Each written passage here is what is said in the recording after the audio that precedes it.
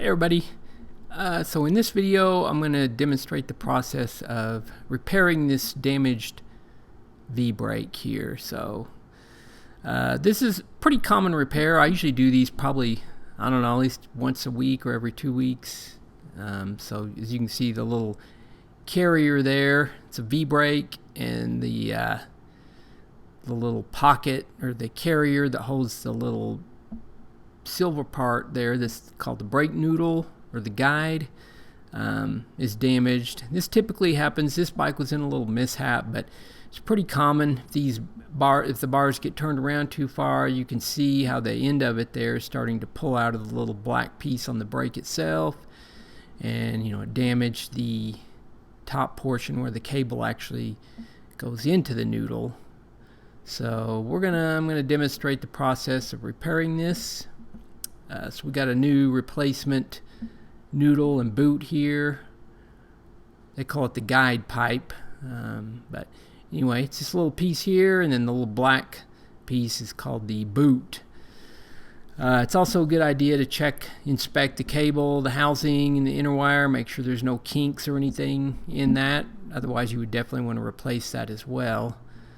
So that cable just kind of, a lot of times they'll be hooked underneath there. Front brake is not crucial. You can just, a lot of times they're just sticking straight out. The rear brake, you want to have it tucked in just because your foot will come by, as it passes by. You don't want it grabbing that cable, and eventually it'll fray it all out and start scraping your ankle or whatever.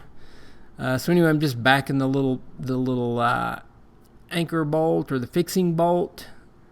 It's a little 5mm Allen bolt typically, so we undid that, and so this is all just loose, and we can just pull it off of the inner wire there.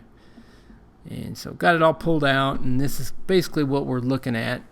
That, see the damaged piece to the far left, that little pink piece is the Teflon guide that goes inside the tube.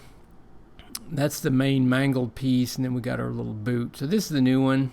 You can see there's a little Teflon tube that goes in that little stainless steel guide pipe or noodle. Some of these, the Shimano ones, the cable just fits directly into it. This one, as well as many others, you're going to have a ferrule on the end of the cable because it's a little bigger diameter.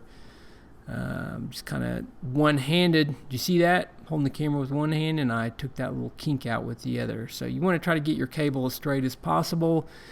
Normally the best tool for the job to repair these is just a good old pair of needle nose pliers. So I'm just going to pinch that back in. You want it pinched in far enough to where you can still, it's a quick release thing where you can unhook the noodle to get your wheel out. So you want to have it spread open enough to where you can get the wire past, but basically that's just about it. You want it to hold that little, the end of the noodle in there. So I've kind of worked it over with the needle nose, and I don't know, ideally if you get a little flatter that'd be better, but you want it to be able to pivot. Sometimes you can wedge your needle nose pliers in the center and spread it out a little if it gets sticky to rotate back and forth.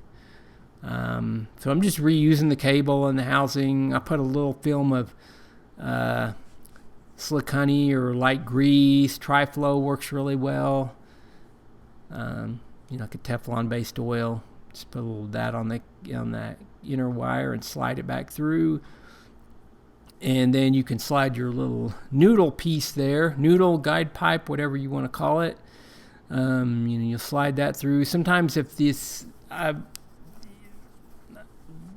don't know, sometimes you can pull the tip and the Teflon piece out and slide that through the cable if the end is a little boogered up, and then you can slide that whole assembly through the noodle there. But anyway, got my cable through, put my boot on, and we've got that kind of just mocked up there how it's going to be on the brake arm, the little holder. And so I'm putting the cable there through there. There's generally, you got the brake arm, there's a washer, and then the pinch bolt. So you want it to go between the washer and the brake arm.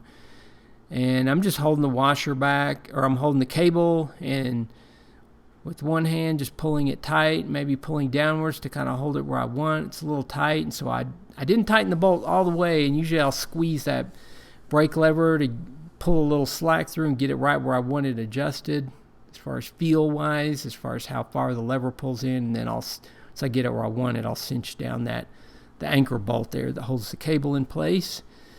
This one, it looked like the left side arm, looking at it from our perspective, had a little more spring tension, so I'm tightening the little spring adjuster there. Turn that in and maybe a half a turn or 3/4 of a turn. Add a little tension to that right hand side. Just inspect your brake pads. This one I didn't really have to adjust the pads or anything. Sometimes in a mishap those will get twisted around, or make sure the wheels in there square and the wheels actually straight. It was all good, so yeah, we're all good to go. Just got to put a little crimp tip on there so it doesn't get all unfrayed.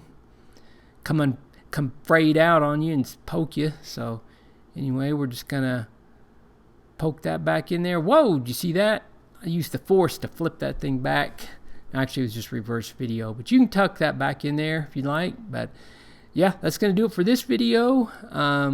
Consider subscribe to my channel. I got tons of videos that something everybody can enjoy. So yeah, that's gonna do it for this one. We'll see you guys next time. See you soon.